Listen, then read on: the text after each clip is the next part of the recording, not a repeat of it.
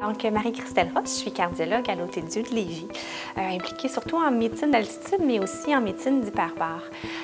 Puis le but aujourd'hui de la capsule, c'est de parler des conditions cardiaques, surtout en hyperbare, mais faire le parallèle avec la médecine de plongée.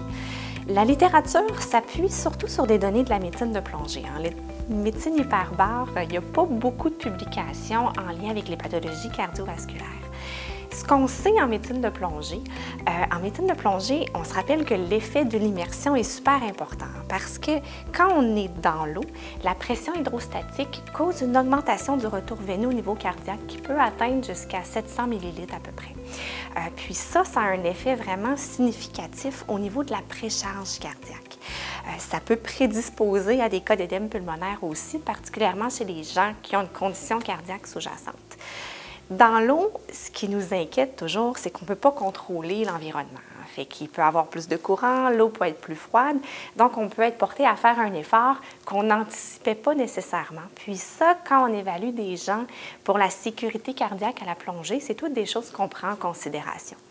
Quand on parle de la médecine hyperbare en tant que telle, c'est dans la chambre, donc dans un environnement qu'on peut contrôler, un environnement qui est sec aussi.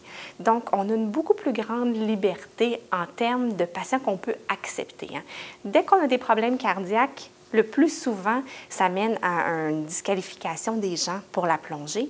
Mais pour l'hyperbare, bien là, comme on explique, on inclut beaucoup plus de gens. Souvent, les gens qui ont des problèmes de plaies chroniques puis tout ça sont diabétiques et ont souvent une condition cardiaque sous-jacente.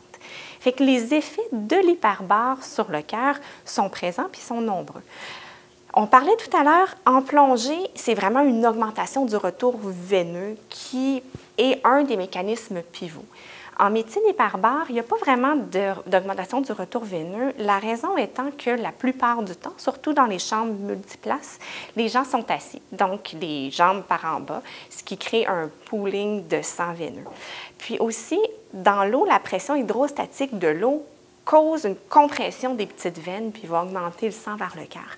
En hyperbare, même si on comprime le gaz beaucoup, la densité n'est pas suffisante pour causer une augmentation significative du retour veineux. Fait que dans la chambre hyperbare, en général, le retour veineux ne change pas beaucoup.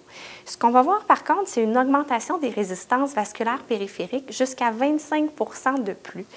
Puis ça, pour quelqu'un qui a une pathologie cardiaque, ça peut avoir un effet clinique très, très important. Comme autre effet qu'on va voir dans la chambre hyperbare, c'est une bradycardie. Une bradycardie qui peut descendre d'une dizaine de battements par rapport au seuil qu'on a hors de la chambre.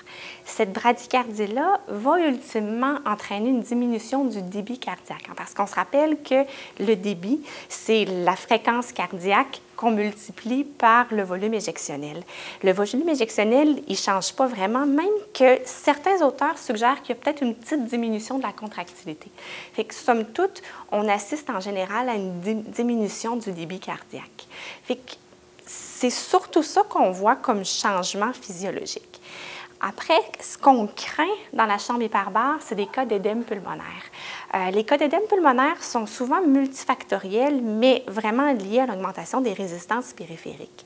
L'incidence est faible, environ 1 sur 10 000, mais il n'y a pas beaucoup d'études, il n'y a pas beaucoup de données. Évidemment, le risque de ça est vraiment dépendant de la condition cardiovasculaire sous-jacente.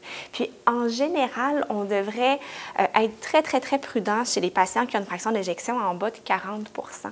Il n'y a pas de recommandation officielle actuellement au Canada là-dessus, mais quand les fractions d'éjection sont abaissées, il faut vraiment peser le pour et le contre de la thérapie hyperbare, puis garder en tête qu'il peut y avoir des cas d'édème pulmonaire qui peuvent survenir dans la chambre ou à la sortie de la chambre qui peuvent théoriquement être létaux aussi.